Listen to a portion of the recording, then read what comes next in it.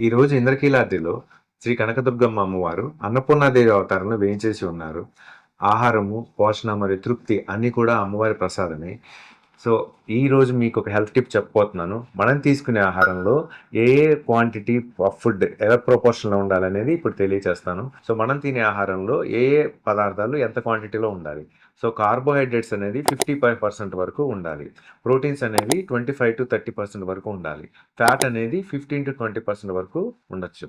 So, ఈ fat కూడా healthy fat మాత్రమే ఉండాలి. కార్బోహైడ్రేట్స్‌లో rice, wheat, millets, fruits, vegetables, milk ఇవన్నీ ఉంటాయి. ఈ ప్రోటీన్ వచ్చేసరికి dal, milk, soya, paneer, nuts వీటి నుంచి వస్తుంది. WHO రికమెండేషన్స్ ప్రకారము 400 గ్రామ్స్ వరకు మనం ఫ్రూట్స్ మరియు కూరగాయలు అనేది తీసుకుంటూ ఉండాలి.